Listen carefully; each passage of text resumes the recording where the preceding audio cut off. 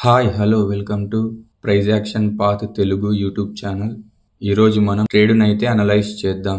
Market అయితే open అయిపోయి చాలాసేపు అయ్యింది. నేను నా సెటప్ కోసం వెయిట్ చేస్తున్నాను. మీరు ఇక్కడ చూసినట్లయితే పుట్ సైడ్ నా సెటప్ అయితే ఫామ్ అయింది. ఎందుకంటే ఇక్కడ బేరిష్ ఫేర్ వాల్యూ గ్యాప్ అయితే ఫామ్ అయ్యింది. ఫామ్ అయిన తర్వాత ప్రైస్ కింద సపోర్ట్ తీసుకొని ఆ ఫేర్ వాల్యూ గ్యాప్ని అయితే బ్రేక్ చేసింది. ఇప్పుడు ఆ ఫేర్ వాల్యూ గ్యాప్ మనకి ఇన్వర్స్ ఫేర్ వాల్యూ గ్యాప్గా అయితే మారింది. నేను అందుకని వెయిట్ చేస్తూ ఉన్నాను.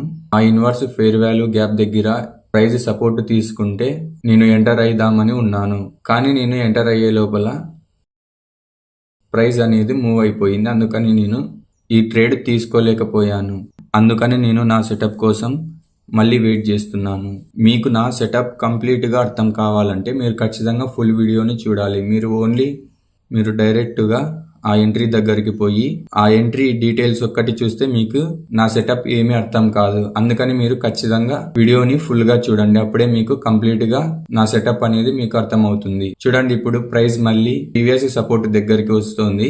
అందుకని నేను ఎంట్రీ కోసం రెడీగా ఉన్నాను. ఎప్పుడైతే నా సెటప్ ఫామ్ అవుతుందో నేను అక్కడ నా ఎంట్రీని తీసుకుంటాను. వెయిట్ చేస్తున్నా.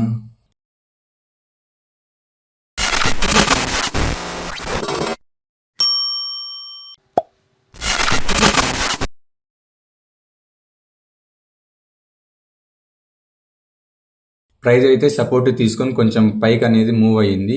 నేను ఇక్కడ ట్రేడ్ తీసుకుందామని అనుకొని నా లిమిట్ ఆర్డర్ని అయితే ప్లేస్ చేశాను.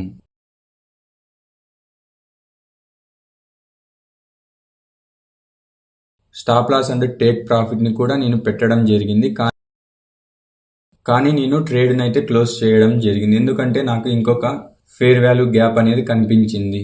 ఇదిగో ఇక్కడ చూడండి, నేను నా ఎంట్రీ యొక్క డీటెయిల్స్ని నేను ఇక్కడ డ్రా చేశాను. నేను అక్కడ ఎందుకు ఎగ్జిట్ అయ్యానంటే నాకు ఇక్కడ ఇంకొక ఫేర్ వాల్యూ గ్యాప్ అనేది ఫామ్ అయ్యింది. అందుకని నేను ఫస్ట్ ఫామ్ అయిన ఫేర్ వాల్యూ గ్యాప్ని నెగ్లెక్ట్ చేసి రెండోసారి ఫామ్ అయిన ఫేర్ వాల్యూ గ్యాప్కి నేను ఎక్కువ ప్రిఫరెన్స్ ఇచ్చాను.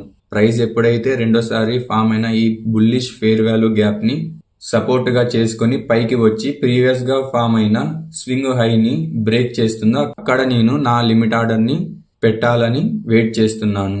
ప్రైస్ అయితే ఇప్పుడు మనకి బేరిష్ ఫేర్ వాల్యూ గ్యాప్ని కూడా డౌన్వర్డ్కి మూవ్ అయ్యేలాగా కనిపిస్తోంది. వెయిట్ చేసి చూద్దాం ఏమైతుందో. ప్రైస్ అయితే మనకి ప్రీవియస్గా ఫామ్ అయిన స్వింగ్ లో దగ్గరికి వచ్చి సపోర్ట్ తీసుకొని మళ్ళీ ఫేర్ వాల్యూ గ్యాప్ దగ్గరికి అయితే ప్రైస్ వచ్చింది. అందుకని నేను నా లిమిట్ ఆర్డర్ని ప్లేస్ చేశాను. ప్రీవియస్గా ఫామ్ అయిన స్వింగ్ హై పైన నా లిమిట్ ఆర్డర్ని పెట్టాను. స్వింగ్ లో కింద నా స్టాప్ లాస్ని పెట్టి పైన ఫామ్ అయిన బేరిష్ ఫేర్ వాల్యూ గ్యాప్ దగ్గర నా టేక్ ప్రాఫిట్ని నేను పెట్టాను. ప్రైస్ అయితే బేరిష్ ఫేర్ వాల్యూ గ్యాప్ దగ్గర కొంచెం మిటిగేట్ అవుతుంది. ప్రైస్ అయితే మనకి బేరిష్ ఫేర్ వాల్యూ గ్యాప్ని మిటిగేట్ చేసింది.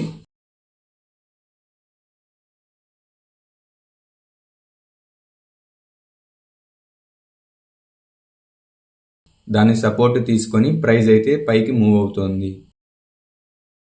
ఇది ఇక్కడ చూడండి, నా లిమిట్ ఆర్డర్ని అయితే ప్రైస్ ట్రిగ్గర్ చేసింది. కానీ ప్రైస్ నా లిమిట్ ఆర్డర్ని ట్రిగ్గర్ చేసి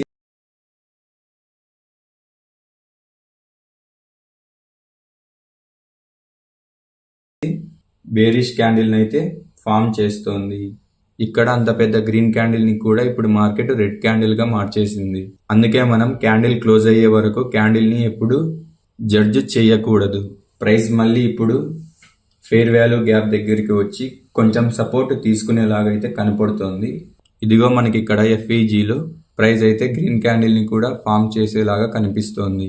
కానీ మనం ఇప్పుడే దేనికి ఫిక్స్ కాకూడదు. ఇక్కడ చూడండి, ప్రైస్ నా స్టాప్ లాస్ దగ్గరికి చాలా క్లోజ్గా వచ్చేసింది. అసలు ఆ ఎంట్రీ చూడండి ఎంత షార్ప్గా ట్రిగ్గర్ అయ్యి బ్యాక్ వచ్చేసిందో ప్రైస్.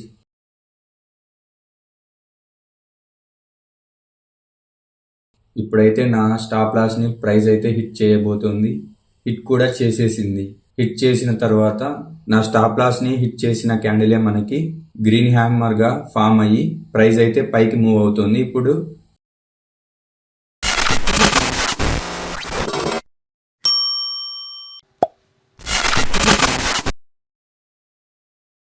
ప్రైస్ నా ఆర్డర్ దగ్గరికి వచ్చింది. ప్రైస్ ఇప్పుడు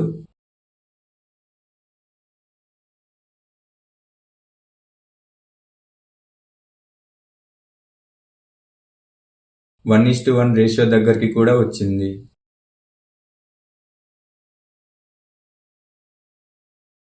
తర్వాత కొంచెం పుల్ బ్యాక్ అయితే ప్రైస్ తీసుకుంటుంది.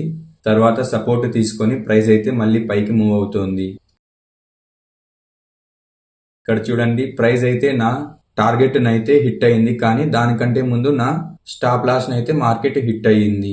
ఇక్కడ చూడండి, ఇంత కొంచెం స్టాప్ లాస్ నా టేక్ ప్రాఫిట్ ని మొత్తం క్యాన్సిల్ చేసేసింది.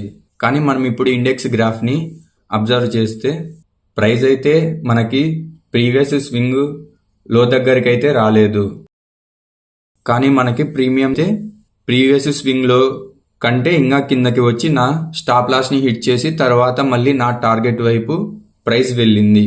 ఇలా మీకు ఎవరికైనా ఇంతకు ముందు ఇలా జరిగింటే ఖచ్చితంగా కమెంట్ సెక్షన్ లో రాయండి. ఇక్కడ చూడండి, బాగా నేను ఇండెక్స్ చార్ట్ లో నా ఎంట్రీ క్యాండిల్ మరియు నా ఎగ్జిట్ క్యాండిల్ ని కూడా డ్రా చేసి పెట్టుకున్నాను మీకు చూపిద్దామని. ఇక్కడ చూడండి, ప్రీవియస్ గా ఫామ్ అయిన స్వింగ్ లో మనకి ఇక్కడ ఉంది, కానీ ప్రైస్ అనేది ఇక్కడికి అసలు రానే రాలేదు.